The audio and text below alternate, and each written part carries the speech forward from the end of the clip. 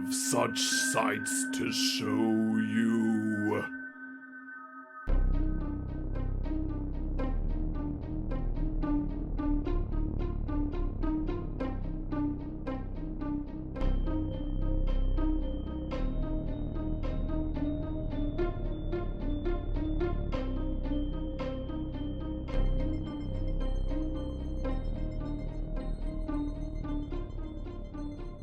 We're Poppin the Scary Horror Podcast here. I'm your host, Coale, and with me as always, I have my good friend and co-host, Aaron. Hello! Aaron, hello. Hi, howdy do, booby.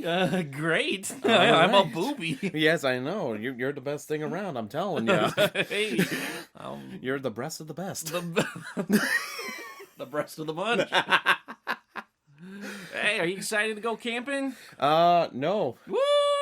I don't want to go outside. Let's do it. It's spooky. It's cold. It's spooky. We're going to do an amateur film project. Yeah, no, it'll be a good time. So, obviously, for today's episode, we're watching the Blair Witch Project. Now, Aaron, do you have any sort of relationship to this film, whether it's stuff you've heard about or anything like that prior to today? Actually, I do this time.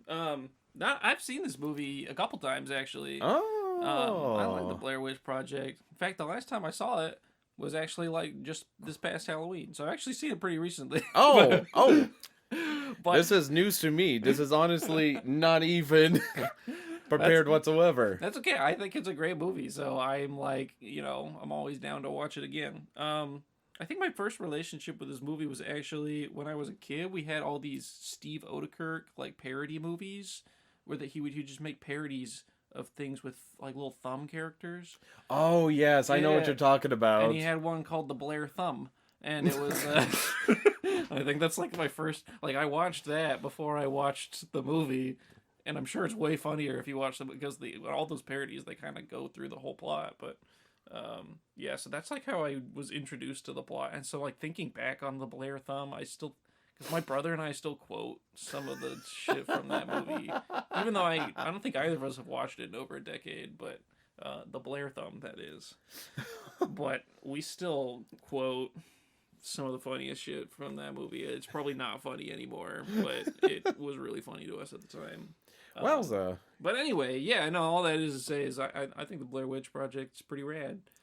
All right, well, this is the first time for the podcast because you have seen a horror movie I have not seen. You've never seen the Blair Witch Project? I've never seen the Blair Witch Project. Yeah. This will be like I'm accidentally sharing one of my favorite horror movies with you. Yeah. Wowza. Yeah. So, yeah, it's just one of those films that, you hear like people constantly talk about, especially for like, how revolutionary it was with the new style of filmmaking it was for the horror genre, like the found footage film. But I just never got around to watching it. It wasn't, I was trying to avoid it per se or anything. So I'm very curious to see how effective it is. Because like I said, like my knowledge of it is very limited. I know a couple of scenes because again, kind of like you mentioned with the Blair Thumb, the Blair Witch Project, it's been parodied many times. Oh, yeah. Many times, and that's how I really more so know it, is through all of the parodies I have seen of it, and them just, memeing and everything else. I think they even had like a Scooby-Doo Blair Witch Project. I gotta see that. Oh, I gotta send it to you. It's hysterical. Gotta wash the taste of Velma out of my mouth. Don't no. Let's just shove that. I'm not even bringing that up. You leave that garbage outside. It's stinking up the place. That's where it belongs. Yeah. Yeah. So this will be a very interesting thing, considering that this is obviously a film you like a ton, that you've seen plenty of times, and this is a film that I've never seen before. Yeah. So, switcheroo. Yes, everybody make sure that your campfires are lit. Yeah. You stay cozy up. Make sure your battery cam is fully charged, because we'll be right back after we watch The Blair Witch Project. Woo! Why'd you have to bring Velma up? Seriously? I didn't actually watch it. Oh, God. Classmates are idiots, so let's assume they're high. You know what 420 is, right? Yeah, it's good for adults who still watch cartoons. And we are back from watching the Scooby-Doo Project. Yeah. And how was that, Aaron? Well, Scooby Doo Project was pretty solid. I think I actually remember seeing that on Cartoon Network. Yeah. It's so funny because I do vaguely remember watching it, but I don't think I even knew it was a parody of the Blair Witch Project. I don't remember the whole thing either. I feel like I just saw they just put up some clips or something, but like, yeah, that was a whole experience. Yeah, pretty nifty. I'm definitely glad we dedicated a whole episode to watching the Scooby-Doo Project. And not the Blair Witch Project. Yeah, absolutely. I mean, I guess since we've already talked about the Scooby-Doo Project, we might as well talk about our thoughts on the Blair Witch Project, which I know prior to us watching, you seemed pretty hype about, and after watching it another time, how was it? It was good. Yeah. I like it. It's a classic kind of slow burn. I feel like it's one of those movies where like the concept can really only be done one time. You know what I mean? Like, I think they have remade the Blair Witch Project, but I haven't attempted to watch it. But because this is just, I feel like they just kind of, it was this cool little experimental film that they were thinking of, and they did it, and they marketed it in such a cool way, and you could just never do that again. You had one shot, and it was like, boom. And if anybody else tried to do it, they'd be like, they're copying the Blair Witch Project. So, Okay, yeah. And I guess for a turn of pace, since you know the movie better than I do, why don't you give the synopsis? oh, okay. Okay, so it's this college project with this girl named Heather and her assistant partner Josh, and they kind of pick up Mike along the way. They just meet him this weekend. They kind of rent out a camera. They clear out their weekend to go travel up a little bit out of town to a little podunk town that used to be called Blair, Maryland. They called it something else now. It's like Blanchard or something. And they're gonna go out into the woods and see if they're gonna talk to the townspeople and then go out to the woods to a couple of the spots that are mentioned in the legend of the Blair Witch. But it's sort of this like myth that's, some people have different ideas about it. Sounds like there was some serial killer in the 40s that killed 7 children. Other people think it's an actual witch that hovers and has hair on their arms, and they're like, oh, whatever, we're gonna get to the bottom of this for this cool college project documentary. And it just sort of showcases that process and them kind of slowly losing their way in the woods and getting spooked. So that's the Blair Witch Project. Yeah, I mean, you explained it much better than I could. Just period. That's why I was like, no, you take the reins on this one. Well, you're going to be able to explain it a lot better. I think what you can't say without mentioning the Blair Witch Project and explaining just the synopsis of the film is you can't detach the way the Blair Witch Project was released into the world in 1999. Because people thought it was real, you know what I mean? They did marketing such that this was found footage in the woods, and this is a real thing that really happened. And so I mean, a lot of people, especially in the 90s, not everybody was connected to the internet and stuff. You know what I mean? Went out and watched this movie and thought, holy shit, like that was a thing that actually happened. And then they were confused when they saw them doing like the nightly talk shows, and they were all actors, and they're like, hey, yeah, we love doing this movie, and they were like, what? That wasn't real? So yeah, that's why I say like the marketing and just the atmosphere around the release of this film is like forever attached to the film's reception, and you can't do that again, Yeah, and that was kind of like the interesting thing, because watching the film, I had the same sentiments as you did whenever I watched it, in the fact that I feel like this is about the only exception of something I could watch, but not watching a lot of stuff similar to it. Because again, whenever it comes to like that sort of like shot style of film there, I mean, I'm mostly used to only seeing it during like Jackass, because again, like just back in the day, especially the early ones, it's just all handheld cams, them just doing stupid stunts. But I feel like this is kind of a lightning in a jar sort of film that I feel like if other people try to do it, it would be really hard, I think, to just top what they did. And so that's why I'm usually like pretty about found footage films. I haven't watched too many of them. Like, good Lord, I'm trying to remember the one I watched. It was like about superheroes with teenagers. I'm trying to think of it. I know it's like one of my brother's favorite films, Hmm. and that one was just like all right. But I don't know. I'm kind of picky with found footage films, so watching it, I wasn't sure how it was going to work out. But in all honesty, I mean, I did really get sucked into it, and I mean, it's all kudos to the actors who Mm-hmm. I felt like were genuinely good at playing as if everything was actually happening. Because it's one of those weird acting things that, it's like if you see like a film or TV show, people have like a more poised way of acting, Mm-hmm. whereas these actors had a very much more casual way of acting and just had to Right. be like kind of grounded. Although that also was challenged towards later half in the film whenever they become a lot more manic Mm-hmm. there, but it was definitely pretty strong. And I think like just keeping the synopsis of the plot super duper basic. It's just Mm-hmm. basically, again, a group of people going out trying to do a college project about a local legend about the Blair Witch. Mm-hmm. I feel like you can't make it super complicated, especially with the story they're trying to tell, especially if it's all supposedly like footage that was just found Mm-hmm. there Absolutely. and compiled together. But it's like one of those things that I feel like with this film style, it was both a I'm trying to think of the best words. I felt like at sometimes it was a detriment with how slow it could get Mm-hmm.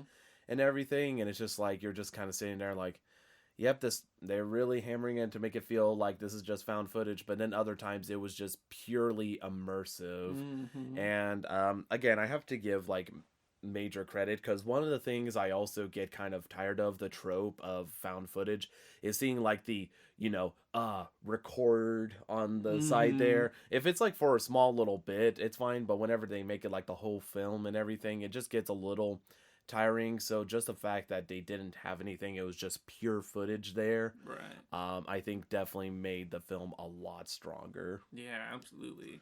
I think this is going to be an interesting one to talk about because a lot of times we love to talk about like the music and the Mm-hmm. score and the environmental effects and wow they did a good job with the dialogue or they wrote this or that, but like I feel like you can't even write like a real script for a movie like this because you just write okay now the gang talks about the map, now the gang talks about what they found in this site or whatever, because like I can't feel like you write all that dialogue down. I feel like probably most of that filming process was just them in the woods like okay we got to talk about this and then they just like riff and they do Mm-hmm. just so many takes of improv until they're like okay that one sounds good or whatever. Yeah, and you're pretty much right there because I did look up stuff about Blair Witch Mm-hmm. just to learn a little bit more, and a lot of the lines were improvised, which, in all honesty, I think for a film like this, You kind of it have to, yeah. it has to be Mm-hmm. because otherwise, if they have to worry about memorizing a script word by word, Right. it's so hard to have a performance like that. And I think Right. because they're able to improvise, it just sucks you in and just makes you think like, oh, this is like actual recorded footage they had. Right. And I felt like watching it with the camera angles like not being consistent. Mm-hmm. It's like one of those weird things that normally you think it'd be a detriment, but also I think it just heightens the whole handheld film Right. thing. It definitely does feel weird though to watch a film like this, especially because sometimes it's out of focus or it's not Mm-hmm. focusing on anything in particular. So it was a weird experience watching something like this to where it was just like very, very pure handheld sort of point of view. Yeah, yeah. I feel like they do a good job of like, because I think one of the flaws I find in a lot of found footage movies is like, why are they recording right now? You know what I mean? Yeah. But I feel like they do a really good job of not only giving them a reason why they're obsessed with recording every little moment. It's like their first little documentary and all that kind of stuff. But it really gives Heather a good motivation of like when things are falling apart, why she's still filming things. You know what I mean? Mm-hmm. Because she's like just really dialed into having control over something, and so she just and the characters react to that. They're like, stop fucking filming, and she's like, this is all I have left, kind of thing. So, Yeah, and adding to your point previous, like even talking about the characters as well, it's hard to kind of feel like this is who this character is there because again, they don't really go into who they are there. Like the most we Right. get is that Heather's like kind of the one initiating all this. She's the one like, Yeah. yeah, let's keep going. Let's go find that cemetery. And then Right. the other dudes are just kind of trekking along, just Yeah. I feel like they did a fairly good job of carving out characters in as realistic of a way possible. Yeah. But you're right, it's not, it's not like a traditional narrative where you can really polish a character and give them a shining moment where, oh, this is what they stand for here, and you know what I mean? Because it's so stream of consciousness kind of supposed to be realistic, real people, and real people aren't just, cardboard caricatures. But yeah, I feel like, if we wanted to go over the characters real quick, I mean, I feel like Heather is like, she's not only the initiator of the process, but she's the one often holding the camera, the little handheld camcorder. She's she's very assertive is a nice way of putting it. If I wanted to put it in a mean way, she's bossy. You know what I mean? She likes to be in control of the situation. She's in control of their little venture. She wants to hold on to the map. She wants to hold on to the compass. She's deciding where we're going and when we set up camp and stuff. And I think she does a really good job of being kind of like annoying. She's like that really eager young reporter kind of vibe where even when she's talking to the people in the town and stuff, she won't let them finish a sentence. She's like trying to finish it for them and stuff. And it's great because it kind of foreshadows just how the other two guys just kind of really get tired of her, and it kind of adds in that drama as they get lost in the woods, if they're like, oh my God, Heather, shut up. And, so that's cool. And then, Josh is the one who's like, real chill dude. I'm just here. I'm like partnering up with Heather for this project. I rented out a camera. I got to be back to work, smoking cigarette kind of guy. So they're the two like buddies, but he's the one, since he has more of a history with Heather, I guess, loses his patience with her more quickly. And so he kind of becomes the one that loses it the first time. And then Mike is like the guy that they picked up just to help with this project, and they were like, oh, well, fuck it, YOLO, I don't know. He said he'll help, we'll need a third person. And so they never really interacted with him before. And they're like, oh, this guy's pretty cool. And he turns out to be kind of a goofball. But then he starts mucking things up too, and he becomes sort of the thorn in the side for some part. And he kind of flip-flops between being like manic and then being like the one that's trying to keep the glue together between these two that are falling out. But, yeah, that's the weird thing. I feel like whenever it comes to their characters, they're not entirely one note, Right. because it's like there's moments again whenever Heather's kind of like the lead or very pushy and everything, and then there's other times where she's just completely crumpled up, like Right. just not doing anything. And then Josh is either again go with the flow dude, or is just getting so angry. And then you have Mike, who again he's also might just be more trying to be calm, but also doing the most like what the hell sort of stuff right. there a lot of the He time. will And go so off the handle, a lot. Where in between being like, haha, jokey joke, and then he'll just like yell and push and just be the first one to blow up. But yeah, and so like I feel like, and we could talk about it more in spoilers obviously, but like the trajectory that the characters go in, it's weird because it's like it's more so everything like about themselves starts to fall apart, right. like, and not in a bad way. It's just like, they're crumpling as human beings as the film goes on, kind of like sort of like a Cabin Fever Shining thing where everyone's just really starting to lose their marbles, right. Which again I think it definitely adds to the tension towards the end of the film. And I will say I really do like the way the film starts out and how they did like interview people about the Blair Witch and talking about it, especially with like varying degrees of different people, which I know you and I have worked for projects similar to this where you've had to interview people, and so we're kind of used to the process and coming across loads of characters like that who have had varying degrees of stuff. And I feel like, again, I really like that aspect a lot, because in all honesty, with how much I knew about the Blair Witch Project, I was just expecting, hey, we're going to the woods right now, like jump right in. But I really enjoyed that, even though it was like, I guess, not going to like the main part of the woods there. I really enjoyed that because, again, as I mentioned before, there's a lot of times in the woods where they're just kind of standing around just talking, and Right.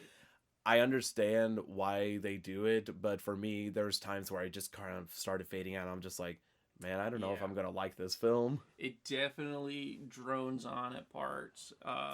Yeah, and I feel like I feel like even though it's like obviously a net negative how slow it is in some parts, I feel like at the same time you gotta do that to achieve their Yes. goal, which is to make it seem like this isn't a produced narrative. Mm-hmm. You know, we're gonna cut out all the stuff that's slow, even though just because it's slow, because we're trying to make an entertaining film for you guys. It was, yeah, definitely designed to be like, this is just the footage we found, and we stitched it together loosely, and you're watching it now. You know? Yeah, I heard they had recorded more footage of it, but then they shaved it down to the 90 minutes, which I'm happy they did. I think honestly, that's probably my biggest critique of this movie. They probably could have shaved another 15 minutes. It could have been 115 and probably been just the right paced. It was still like a slow burn, but like, you know, there's so much in there they didn't need to include, but I feel like they just needed to beef up some of those days in there to be like, okay, this is a full day, so the audience feels like it's a full day. You know what I mean? But, Yeah, and I think definitely, it's not to say like if it ever slowed down in any part, I was like, boring. You know, it was just kind of more like there were so many parts sprinkled throughout there. Right. But like that's the thing I would say is pacing is probably the one thing I would say is for the most part pretty good, but definitely has some big issues, especially because at one part the pace picks up rapidly at one point, and then we're back to that slow drawl once again there. But at least fortunately it didn't go as long as I thought it was with how slow paced it was. But I mean, pretty much like towards the, without spoiling anything, going towards like the last third of the film especially, I would say, is where things are like, oh my gosh, like, okay, I see why this has left a cultural impact on everybody. Because, I mean, already it was kind of breaking new ground whenever it came to the film world, but just that last third especially, I'm like, this is why people talk about the Blair Witch Project to this day. That last third. One thing I am curious about, and we could talk about this later in spoilers, since you've seen it multiple times, and there's a lot of darkness in the film because again the film goes from day to night because they're camping out in the woods a lot. Did you ever see anything a second time through, like see something that I didn't see like the in first the time? background, Just, like, because it little is snippets? so pitch black? There are little details in some scenes that are detail rich, you know what I mean? But overall, not really. They're mostly just filming the woods in those periods of times where they're filming the pitch black. So no, I definitely picked up on extra details in the film, but honestly not during the dark scenes really. But Yeah, because like in all honesty, there was, you know, again, this is like I feel like we're already kind of running out of room on the no spoilers thing, but one thing other to say is the fact that you don't get a lot of answers at the end of the film there. no, But it's like not even like they show random stuff. It's like they'll show some stuff there, but then there's like no context because again, like you mentioned before, they were really, you know, trying to sell it kind of like this is the footage we found, kind of like how they do with Fargo, where it's like, oh, this is based on a true story, even though it isn't, but it changes your perspective of the film, which is why again it tricked so many people at the time, especially because the internet wasn't as prominent as it is today, being like shown in 99. Yeah. And I'd say just, the only other movie franchise I can think of in my lifetime that has attempted the same thing to some success is the Paranormal Activity movies. Like when the first ones came out, I feel like there's a lot of people in school that were like, it was like real footage or whatever, based on real stuff. But I don't think that one fooled as many even as, or was as much of a culture. But I feel like with this movie, they just, with the way that they structured it, because it's like, we found this footage in the woods, you know, they can't really give a lot of answers at the end straightforward. But what I will say, and something you pick up more on if you watch it more than one time, is they give you a lot of context in the beginning that they then, whenever you notice the little details throughout the rest of the movie, you're like, oh, like when the townspeople say this, that, or the other, you're like, oh, that's something that one of the people mentioned in an interview or whatever.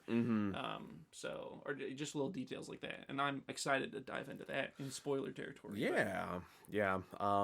And I will add like a little addition to that. The only other film I could think of that like attempted to be kind of close to sort of the like, oh, this actually happened sort of thing was Cannibal Holocaust, which is like a very infamous film because it was made by this Italian filmmaker. And it's a film that, you know, it's been spoken in the horror community as like one of the most like shocking films you've seen. And unfortunately, one of the reasons it's very well known for is the fact that they actually did kill animals and record it there. And so because of that, and I just feel weird about it, I've opted not to watch it. And even hearing people's reviews of it, they're like, yeah, it's not really that like big to like watch there, because I mean obviously like it feels hypocritical of me to be like, oh, I don't want to watch that, but I'll watch people be tortured in Texas Chainsaw Massacre and The Shining, which was actually going on, Right. but I feel like just for the quality of the product there, I feel like it's just different, because you hear people rave on about Texas Chainsaw Massacre, The Shining, you've heard nobody talk about Cannibal Holocaust there. But that being said, this Blair Witch Project film as a found footage film blows Cannibal Holocaust, from what I've heard, read a plot synopsis, everything out of the water there. So I feel like, and again, you've mentioned this before, but I feel like this is just not a film that can be done once again. And they did come out with a sequel, which I've heard is dreadful. Yeah, I've heard bad things enough to me not even like watch a trailer. And then the reboot, which I haven't heard too many things about. I mean, I've heard like nobody really talk about, so maybe I would check out that one before checking out the second one, which I've heard is just bad horror sequel. But yeah, I feel like this was just miraculous marketing. And the one thing I was surprised is by the time the film ended, there's so many people in the credits that are listed there, even though the film was primarily, from what I understand, looking up stuff, just filmed with just the three people with cameras there. And I guess like they were just told to improvise there, and if something got like way too far, they had like a safe word, which was taco, allegedly.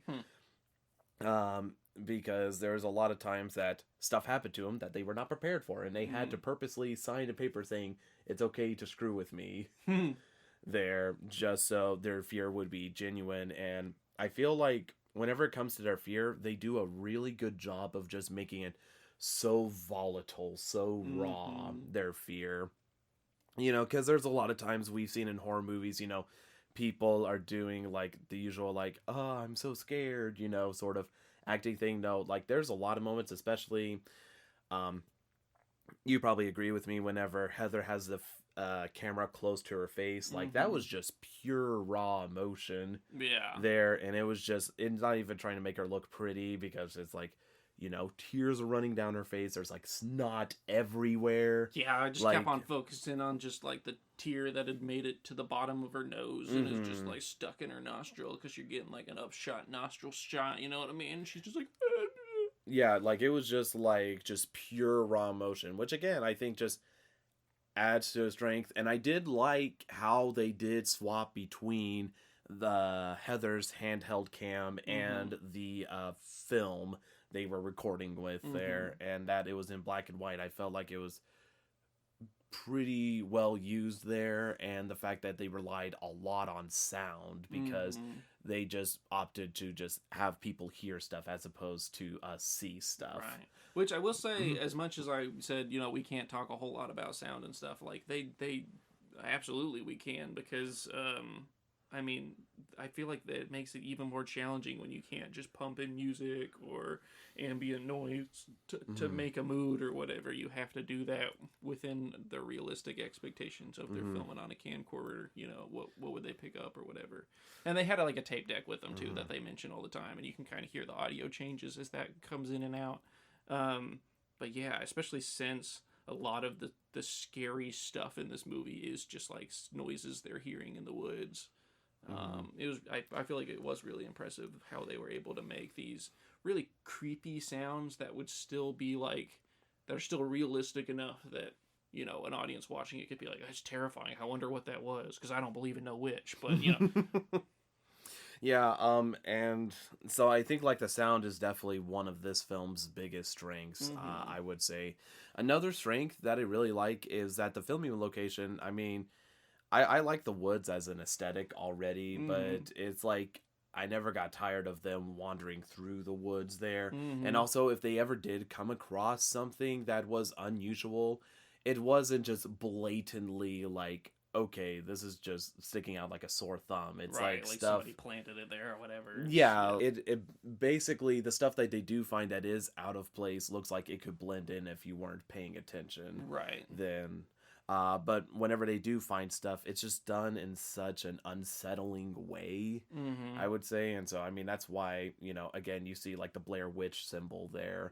Like it's very simple, but especially the way they implement that symbol is very creepy. So I thought that was another big strength there. Yeah. Yeah, I mean, aside from that, Bubby, I'm trying to think. It's kind of an interesting film that there's not as many aspects to talk about with traditional film, but definitely Yeah. still a lot to talk about. Is there anything else you wanted to hit up before spoiling the film? No, I don't think so. I think we're ready to do the rating, although I think the rating is going to be interesting too for me anyways. Oh, so please, I can't wait. I have to hear what your rating is My for the Blair Witch rating. Project. Okay, well, I'll preface my, like, actual number by saying if I could put this in a vacuum of, like, found footage movies, like, you know, how it rates among found footage films, I think this is, like, a 10 out of 10 perfect found footage movie. This is how you make found footage films. It's the reason why it kicked off so many found footage films after its release, and most of them were bad because it turns out it's really hard to make a found footage film, like, correctly. But this one's fantastic. It's one of my favorite movies, just like of all time. It's, I wouldn't say it's like a masterpiece of cinema beyond, but more so that it is a masterpiece of marketing and of a very specific genre of found footage films. So with that in mind, I do feel like, yeah, again, pacing, I feel like there are just flaws within making a found footage movie at all, that are very difficult to overcome, and I feel like this one did a really phenomenal job with most of those challenges. I do feel like it fell short where most found footage films fall short, which is in the pacing.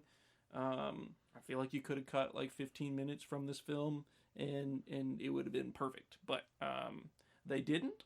And that's cool because I love watching every minute of it, but even though I love it, there's definitely parts where it's like, maybe I should get up and go get some popcorn or something. Another s'more. We had s'mores while we're watching it. I recommend that method of watching. Absolutely, 112%. S'mores are a must-have. Yeah. But with that in mind, ranking it among movies generally, and not just in found footage films, I give this like a really high 8. This is like an 8 for me. Okay. It's a great film. I goad people into watching it whenever I can. So I'm glad we finally are watching it on the podcast. Yeah, again, I just watched it with my girlfriend in October because we were in spooky movie season, and it's just one of those films that I feel like you have to watch at some point in your life. For me, but really, yeah, just seriously, my only little nitpick is that it's kind of long, and so I do feel bad making people watch it sometimes if they're like looking for an exciting movie, because there are definitely some slow parts, but I feel like that's just unavoidable, but at the same time I still have to dock some points for that. So it's an 8 for me, but it's still like one of my favorite movies. Okay, yeah, I think that's completely, totally fair, and I think hearing your sentiments, I kind of really have the same similar sentiments, because I'm going to be honest, I'm not a fan of, like I've kind of alluded to before, I'm not the biggest fan of found camera footage films, because again, I just feel like it's always not done the greatest there, but I think this is just the creme de la crop whenever it comes to found footage films. I mean, there's a reason why billions of people like tried to copycat that, not to mention it made oogle tons of cash, like over $200 million, I'm pretty sure. So I think like I would definitely rate it like a 10 out of 10, like for just like found footage films there. Like this is done like almost perfectly there, aside from like pacing there, but like just how effective the fear was, especially because this film, like, I mean, I wasn't like terrified or anything, but I was definitely like towards the end of the film, especially. And then there's like that one particular scene in the middle of the film that did get me. Like, it didn't like make me jump out of my skin, but it did make me be like, oh my gosh, that's unnerving Just as all get out. very unsettling, yeah. So I have to give mad kudos. Like, I did get absorbed there, and I did kind of know one famous scene that happens at the end of the film. But even knowing that, I was in the midst of that tension, and so I feel like that's just major kudos and well done for everybody that was a part of the film there. But yeah, the pacing, like, for me especially, I think this was like the biggest kind of Achilles heel there, because there's a lot of times, like, after they get into the woods there and like before they have that one particular scene happen, it just feels long. And I get it. I understand they're really trying to, again, sell that, yeah, this is the footage we found, and they were gone for days and days. But it's just one of those things that I was like, oh man, this is going to be rough. Hopefully it's not like one of those films that was just groundbreaking at the time, but just now kind of feels, Yeah. But fortunately, like I said, that last third, just how much tension and horror I felt towards the end of the film, which again is kind of rare, especially with how much horror films I have seen, to kind of feel that tension. I'm just like, yeah, okay. And with all of that being said in mind, I'm coming down a little bit lower than what you are, giving it a 7 out of 10. And in all honesty, for a while, it was riding on a 5 for a bit. Yeah, there's like when you're in the middle of the movie and not much has happened. Yeah. And it's like, it's not even like it's bad. It's just like, okay, yep, they're doing good. And then it got elevated to a 6 after that one scene happens. And then just that last section of the final film just, like, fortunately kind of swooped in to push it up to a 7 there. Couldn't go higher than a 7, but definitely just right at a 7 for me. I probably would say it's definitely one I'd be curious to see in the future, but probably not going to run to rewatch it again immediately, but I would be curious to watch it again, especially just kind of picking up and seeing if I could put more pieces together, which maybe you can help me out whenever we get into spoiler section right now. So if you're wanting to watch the movie, stop the podcast, go watch it, get your s'mores, and eat up. And besides that, Aaron, please grace us with the first spoiler for the Blair Witch Project. Well, since this is one that I've seen and you haven't seen, did you want the honor of the first spoiler? I mean, we could talk about the final scene, and I guess I'll take it.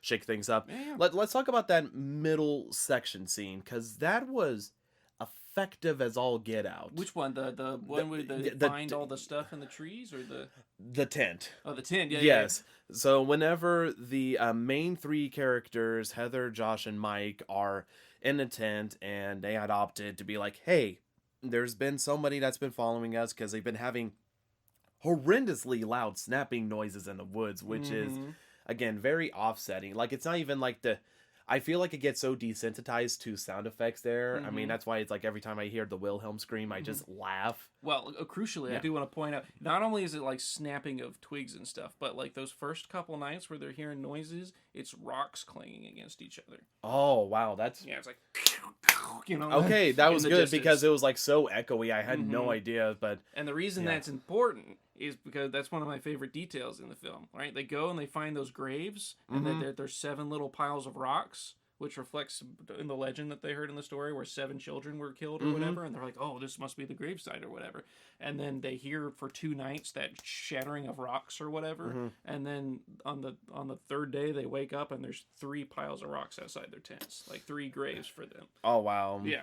So, like, that's when they were being hunted. They didn't put that together, like, whenever they were filming, but, like, as the audience, you can kind of put that together. Like, oh, there's 3 gravestones of rocks outside their tents. Well, that's good, and I'm definitely glad, again, you brought it up there, because I looked at that and I'm like, okay, and I must represent for each of them there. Mhm. But whenever they had opted to be like, okay, someone's clearly following us and messing Right. us around, if we mitigate light, maybe they won't find us. And anyways, they wake up because they hear like children laughing around the tent there, Mhm. and then all of a sudden, like the tent is like just suddenly being wailed on by hands and Mhm. everything. Like you don't see the hands, you just see kind of like the lumps of hands. Right, it's just this like it's almost like a big tree branch or something is getting pushed into the tent, but it's just Mhm. like something that's clawing at them and they're freaking the fuck out. Yeah, and like that scene, like I didn't jump out of my skin, but I was thinking in my head, if I was in that scenario, I would be I would scared out of my mind. shit my Yeah, pantaloons. yeah, I would be absolutely horrified and scared. And so that scene was just overall super effective because that's the thing with this film is like while the pacing is definitely kind of the thing that damns it, Mhm. it also does allow that scare to just jump out even more. Exactly, yeah, because Mhm. and that's why I said earlier that like I feel like you have to pace it this slow for this kind of found footage horror movie to be effective because it needs to be like this is incredibly abnormal. You know what I mean? There's Mhm. monotony that is shown. This is the day to day, and there's things happening, but it's not like supernatural or anything. So then, with a few moments that there are actually something unexplainable happening, it feels so much more realistic and just like jarring. Yeah, and so I feel like because of that, like that scare just jumps out so much more. Because in Mhm. all honesty, I thought there was going to be a lot more of the traditional horror tropey jump Mhm. scares, like animals popping out or everything. But really, you don't see hardly anything in the film. Like, No, yeah. and if I mean, again, you probably will be able to spot this out, but I don't think you even see the Blair Witch at all. No, I don't think. Yeah, I Mm-mm. really don't think she's ever revealed because I was looking for it again this time, especially in that ending scene where they get got, you know. But I was like, Mm-hmm. where's the witch? But no, I feel like I've seen people's depictions of the Blair Witch based on like how they describe her, but I've never did not in the movie. You don't Mm-hmm. actually see the witch. Yeah, and that's a funny thing too, because especially with that one gal who was interviewed at the beginning, who's clearly eclectic, has like Mm-hmm. her own like wicker gate going on Yeah. there, and the way she describes the Blair Witch as like this hairy sort of like abnormal being Mm-hmm. there, you think like, oh, you're going to see that, but Yeah. no, you don't see that. You don't even see the kids like laughing outside the tent or anything. And I will say, Mhm. just the description of the witch alone is terrifying. So I'm Mhm. almost glad they don't show her because I'm sure it would have been kind of corny once you see it. Once you Absolutely. see the monster and you're like, oh. Mhm. But just the description is like she has hair like a horse all down her arms and a shawl over her body. And when this woman apparently saw her as a kid in the woods or whatever, she just opened up her shawl and you saw just horse hair like all the way down her body. And then she's also described as her feet don't touch the ground, so she just like hovers, Mhm. and they kind of cut off the film whenever they're talking. They ask her what her face looks like, and she's like, "It just was an unusual expression or something. It was a weird looking face." But yeah, just having that image of like that being in the woods, clinking rocks and like cackling, because I think that's the first Mhm. sign that they say that was like something was mysterious that the actual three of them find as Josh after that first night was like there's no footage in the middle of the night, but they just show in the Mhm. morning, and he was like, I heard something cackling out there. There's two noises, and one of them might have been an owl. Yeah. Yeah.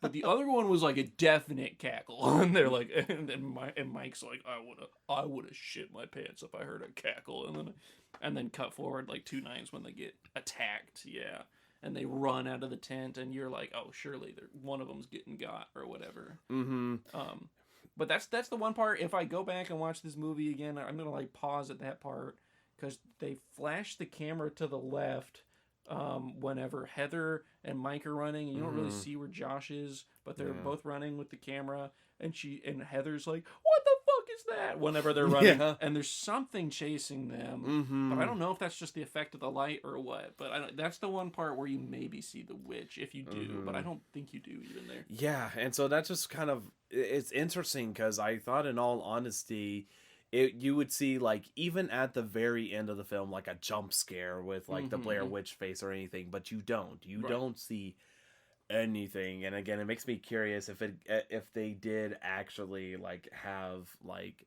some sort of like creature be the Blair Witch, and it's just like, oh, you can barely see it there or anything. Because I think it's kind of clever in a sense, because there was also times where I would see like something in the background and I'm like, is that a leaf or is that like a glowing eye, or you know, what is that, you know, because with the night vision camera or with like the flashlight they have, it's like very uncertain, so it does make me very curious about it. I will say one other thing that did kind of annoy me, which I don't know if there's like an explanation or anything, but why the hell did Mike just throw the map in the water?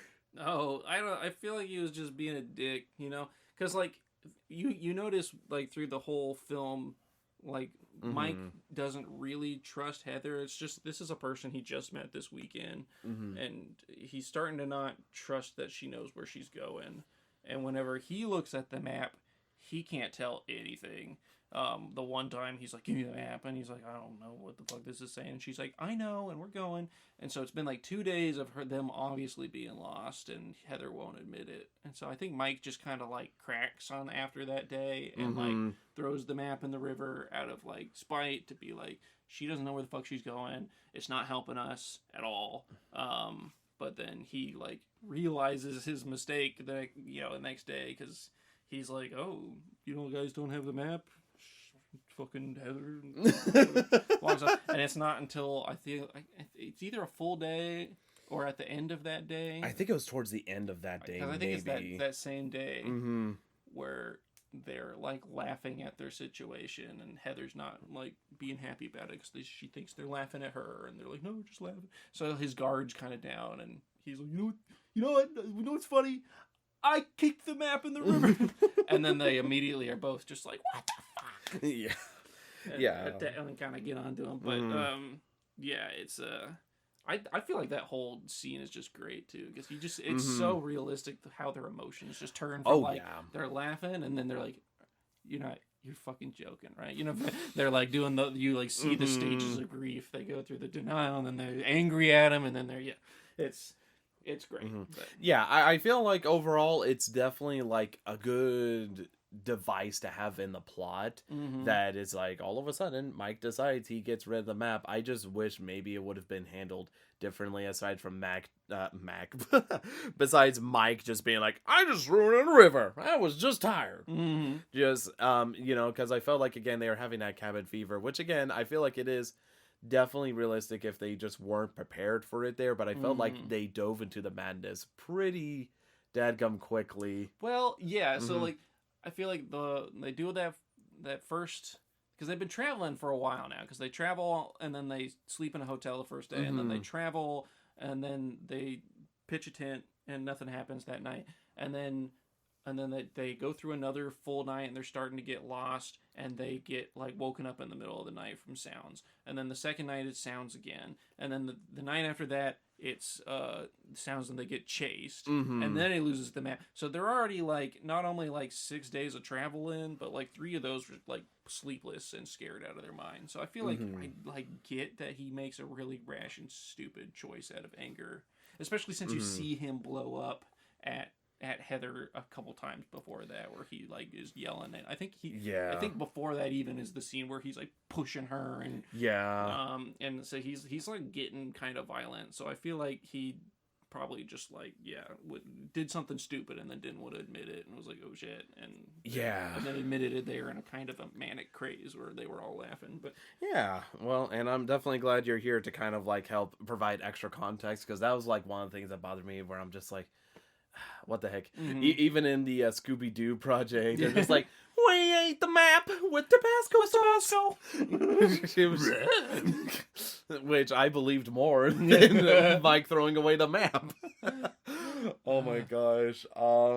The other thing that I didn't know, because they didn't say anything, is that they had a compass, right?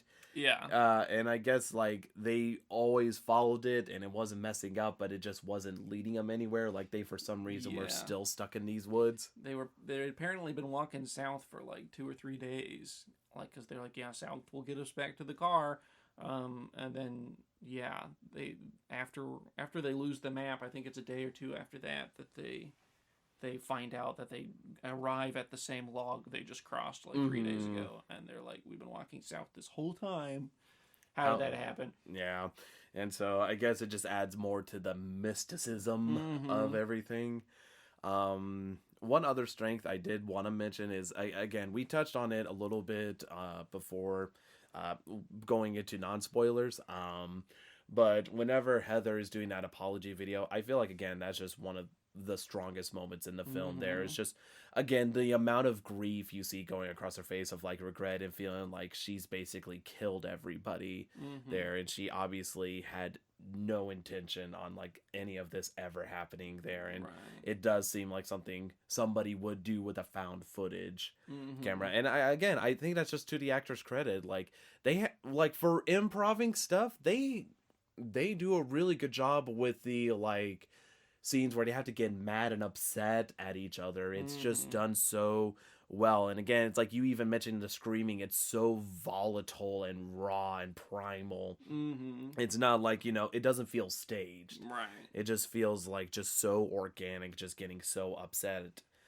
And again, just kind of like seeing everybody crack. And you know, I do love the fact that they constantly saying, stop recording, stop recording, stop recording. She's like, no, this is the one thing kind of holding my sanity together, is just trying to track this. And so it's like the one thing she's holding on to. So I thought that was also a very well placed kind of like, you know, explain why would this found footage still be recording if they were in this situation, and they address it. So I think that's like major kudos that they took the time to think about that. And also just, yeah, I do feel like even though the pacing can be slow on the daytime parts, it's like they find ways to kind of naturally add in that tension and that drama between the group without it being like overwhelming. You know, they're still on each other's team at the end of the day, but they find things like the map and getting mad at Heather recording and you know, her feeling like she's being victimized because she stepped in the water, and you know, just little stuff that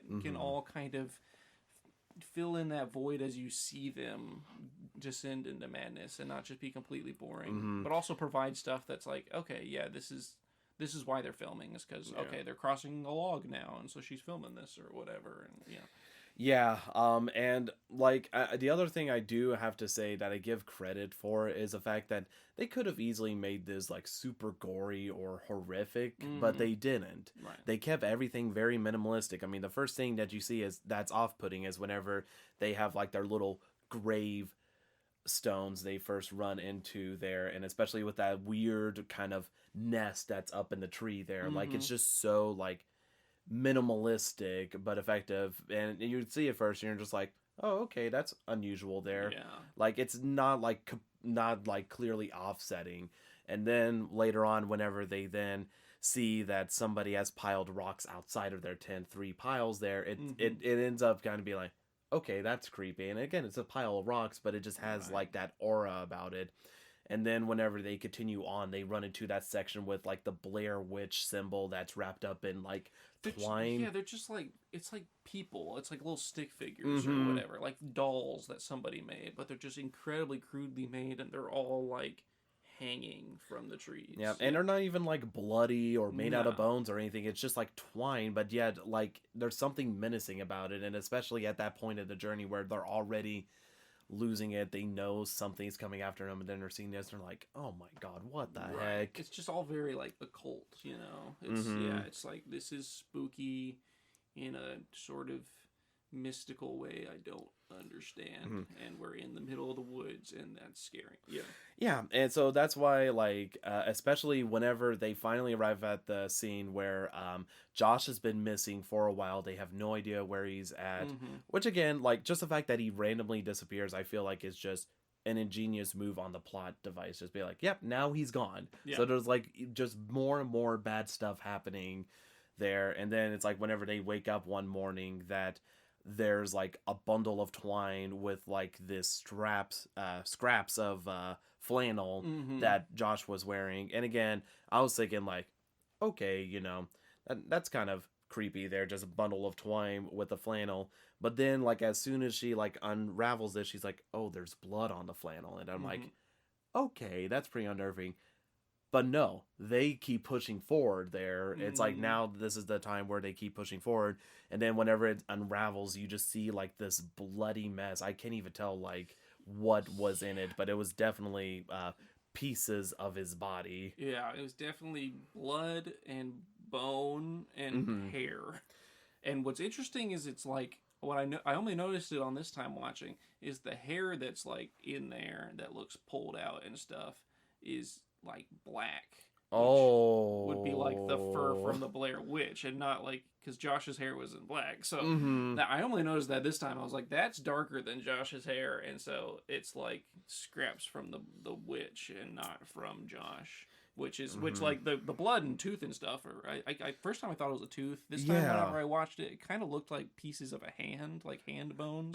I thought it was a tooth too. Not gonna lie, but I was like, that's like a wisdom tooth size. That's like a big honking tooth. Yeah, like I this time when I watched it, I noticed they like whenever they open it up a little bit further for a second, it looks like pieces of like a couple fingers or whatever. But I mean, yeah, that obviously belongs to Josh, but yeah, the fact that the hair in there is dark seems like it's either just like shed hair or like torn out hair from the witch, and that makes it even spookier to me. Yeah, and it's kind of bad that, I don't know, it's so weird. I feel like with any other film, because of the quality of the film is so low, because again, it's like a digital camcorder from 1999 where the technology was just not there for like later generations, as opposed to film where they're able to like make it high definition. It's like so digitized there that again, it's like even hard to see what it is. But again, I think that actually somehow plays to the strength where it would hurt other films there. But what I also like is that there was a conscientious decision on Heather's part to be like, I'm not telling Mike this, right? Because he will lose his marbles. Yeah, and they don't talk about it. And it was right after like there's a scene where she's like comforting Mike, who's just like rocking back and forth at this point because they're on like day 7 or 8 or something. And yeah, he's just like already kind of lost it. And then yeah, she finds out what was in there. Then she's losing it, and he's like having to play the comforting role, and he's like, "You okay? Like, what happened?" And she's like, "Nothing happened. I'm just tired, and I'm hungry, and I want to go home." Yeah, and I just realized the conversation that they have before Josh disappears, they're just talking about food they want to eat. Yeah, and well, before that, also, they're talking about food they want to eat, but while they're setting up that tent and stuff, that's the first night that they decide to take watches, right? And so, I just noticed that detail, too. So, Josh presumably was probably taken during his watch or whatever, and that's why everyone else didn't notice or whatever, but it was, because Mike was like, I'll take the first watch, okay? And then they wake up in the morning, and they're like, where's Josh?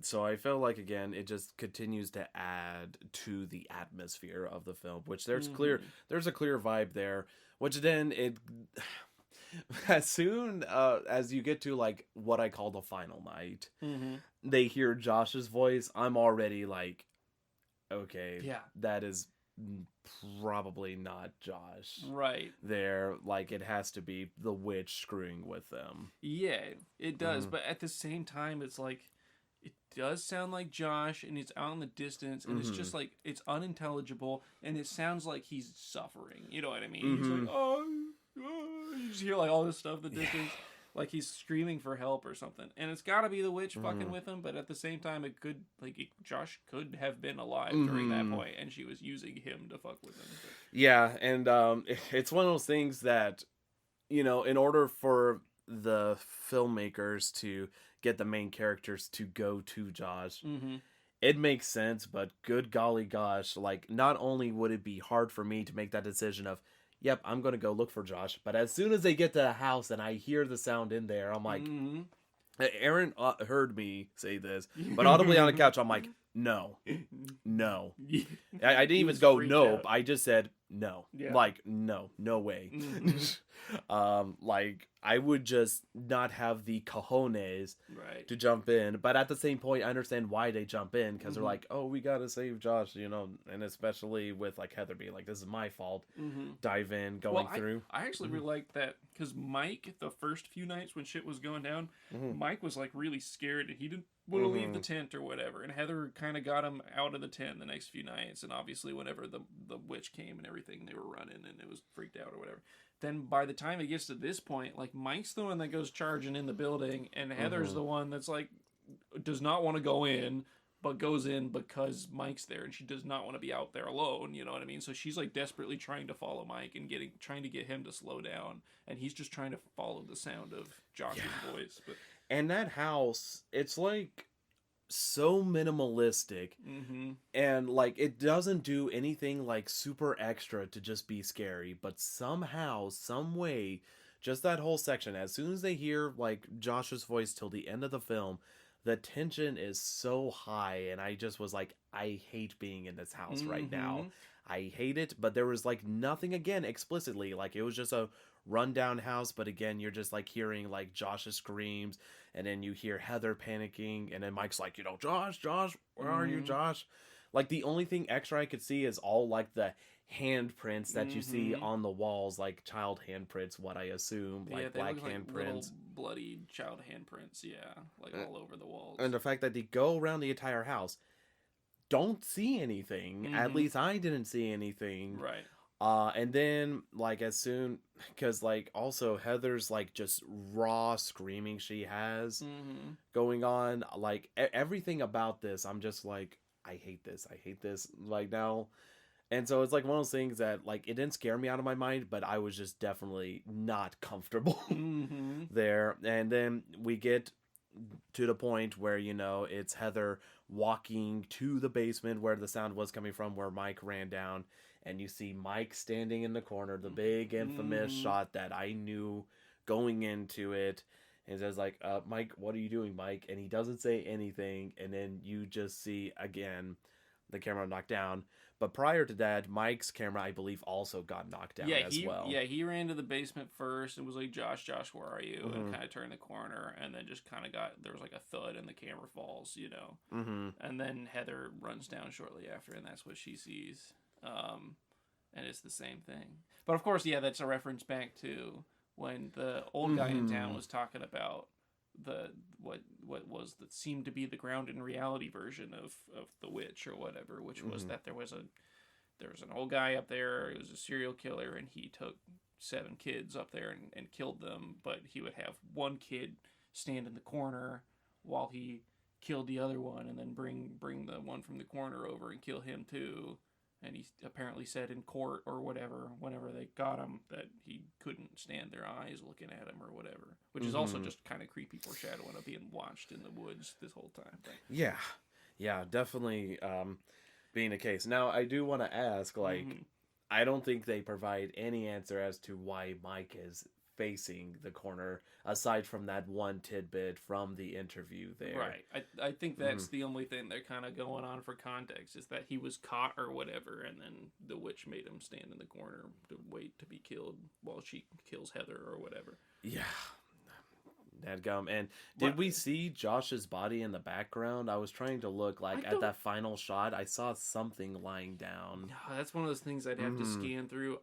I didn't see anything. Yeah. Maybe there was something there that was to suggest it, but I mean, there's just so much, like, debris and shit in that house. Yeah, it's so hard, and it honestly could have been just debris. And again, I'm so used to cheap scares. I was just sitting there, just waiting for the Blair Witch to pop out and scare. But I'm the witch! Because it is, but yeah. Coming in. I was expecting that because it focuses on such a long time, because it's like the film, because it's like black and white, and you just see, like, the film getting, like, shaky, going like,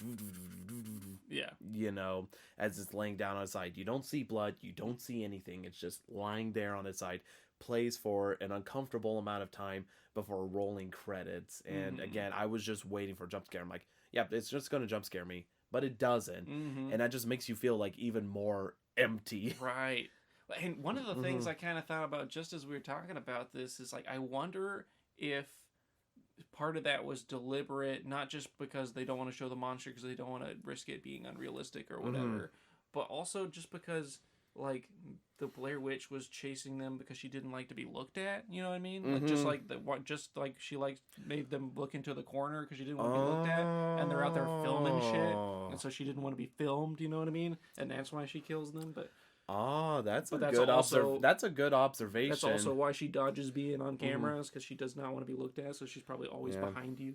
That's why they're circling around, and it seems like the voices are always coming from the other side, and they turn around because maybe she's always behind you. Dude, that's really screwy, It's really and fucking creepy, scary, yeah. and yeah, definitely creepy. But I would totally buy that if that's the case. Because that's the other thing with the interviews at the beginning; they're all inconsistent. Yeah, it's like all the random rumors and stuff they've heard, and Like it's all consistent, and apparently, like the actors thought that the legend of the Blair Witch was real, but obviously, and even in the film's credit, they say the Blair Witch is not real. But the people they were interviewing, they thought they were actual people, but it turns out they were actors. But even then, that screws with me because the mom who had the kid who kept saying no, no, I was like, how is that kid doing it so well? Like just selling it, like. Yeah. As if like he doesn't want to hear about the witch. I don't know. It's just looked out. Kid was probably tired of this. Probably take 4 of her talking or whatever, and the kid was probably just like, "Stop talking." No. I could totally see that, but I think like maybe it's just like one of those things that all those random things, like some are applicable, some are not. Because again, the guy said it was a serial killer, but another like that crazy lady's like, yes, I've seen the Blair Witch. Oh, share. But yeah, it's definitely a really effective film. And like I said, that last third is just what kind of cemented for me of like, I understand why people really like this film. And of course I can understand the smaller bits, but this was just definitively like, yeah, this was worth the slow pace and everything. But again, I think like if the film was shaved like maybe 15 minutes off, it would be a lot more concentrated and just would strike even harder, I feel like. But yeah, I mean, it definitely unnerved me, and so that's kind of the exciting thing whenever like a horror film brings something new to the table to kind of make me feel uneasy or unnerved. Yeah, it's definitely a really unique kind of scary, you know, and it's one that I can't think just off the top of my head of another movie that makes me feel the same kind of scare that the Blair Witch does. I mean, it feels like if you've ever, in high school or something, gone out into the woods with your friends in the middle of the night or, you know, whatever, that kind of scare is just the same chill of like, it's just uneasy. I don't see something scary in front of my face right now, but that's what makes it scary is because there's something out here. I swear, you know. Yeah, definitely. Definitely does not make me want to go out camping whatsoever, making s'mores, roasting weenies, nothing like that. I will take my s'mores inside in a locked house. Thank you very much. Aside from that, buddy, is there anything else you wanted to mention with this film? Man, I don't think so. I guess we could mention just quickly the little fucking human centipede ass scene they describe at Coffin Rock. You know what I mean? Oh, that was so messed up, and the fact that you don't ever see anything amount that adds up to it. They just have that just awful story about like the 5 individuals who died there. That was pretty messed up, dude. Yeah. Like after they talk to those like fishermen that are bickering with each other about what's real and what's not. And they go to this Coffin Rock and it's like their first destination. And yeah, they record a little thing out there about how, yeah, their hands were tied to the other one's ankles. And they were like naked with their entrails crudely spilled on the floor with indescribable writing carved on their face. Yeah. Which is cool because when you go in that house, besides just handprints on the walls, you also see some like runic writing in some places. No, Aaron, no. Yeah.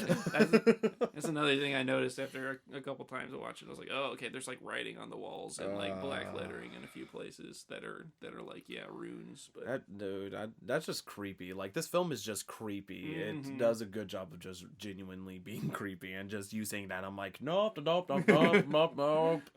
Yeah. But gosh, I love this movie. Yeah, I think they did just really well with pretty much every aspect of it, and it's one of those movies where it's just like the things that I want out of it, I also don't want. You know what I mean? Like, I want to see the Blair Witch, but I don't want them to show me the Blair Witch, because it would probably be disappointed. But like, it leaves me wanting these things, and that's what makes it like good. Like, I want the answers, but that point is that there aren't one. I think it's hard to do stuff like that and make it feel like that's what makes it good, as opposed to this feels like a cop out, right? That you don't get to see the Blair Witch, and so I don't know, because again, I mean, that's like the thing about Cloverfield. They talk about like, I was thinking about Cloverfield a few times. Since the monster. It just never felt effective to me because I saw it too much. Right, they kept showing it when they're running in between things, and you're just like, okay. Because that's another film that I'm just like, about, but that's beside the point. Maybe I just need to re-see it and see how I feel differently about it. I haven't watched it since it was in theaters, but I remember, This is completely off topic, and I might edit this out, but have you seen 10 Cloverfield Lane? No. Whenever it came out, I was like, is this even related to Cloverfield? But I never watched it. Okay. I will make note of that for some point in the future. Because needless to say, I like that film, aside from one aspect. Is it in the same universe as Cloverfield? Or? Oh, unfortunately. Okay. Unfortunately. But now we're totally getting off topic there. But, yep, I feel like this speaks strengths overall that any fan of horror should definitely watch it. I should have not waited this long to see it, but I'm glad I watched it now, and that I have you to watch it with, and especially since you've seen it multiple times, because now you're the expert bringing in your expertise into this, and I am the person learning stuff. So it was a nice change of roles there. It was pretty swanky. Oh yeah, it was swanky. It's not the verb I would use or the adjective I would use, but. I don't even know what part of speech to use. I don't know. I'll look at a glossary. Wait, no, that's a glossary. Not even the word. I am so unhinged right now. Thesaurus? Sure. Okay, that's that a word. work? That's a word for words. Yeah. Yes. Okay. Just wanted to make sure. A book for many words. Glossary is like the index there going on. Yeah. Anyways, despite words, let's talk about the next film. How about it? Yeah. Okay. Yeah. So, gosh darn it. How about it? So this next film we are going to be watching for the podcast is a remake of a film you did not like. Oh. And it is very appropriate for this upcoming event. Upcoming event. Oh, is it like a remake of the Valentine's Day Mist or what? You betcha. It's My Bloody Valentine 2? 3D. Oh! Isn't that a more recent one? Mm-hmm. Yep. It came out in 2009. Yeah, I remember seeing trailers for it. Okay. Yep, and soon you're going to be watching a film for that. So, Thank you all so much for listening to this episode, and we'll see y'all again next time when we're popping the scary with My Bloody Valentine 3D. The third dimension. Yes. Whoa. 3D, not 4D, certainly not 5D, but 3D. What will they think of next? Except it'll be in 2D. Be sure to subscribe to our YouTube, Castbox, or iTunes platforms to stay up to date when new episodes drop. To see what Aaron and I are up to, check out our respective Twitter accounts. For me, it is @ColeKirkVA, and for Aaron, it is @AnimalGameDev. Thank you all so much for listening to our podcast. We'll speak to you all again next time when we're popping the scary.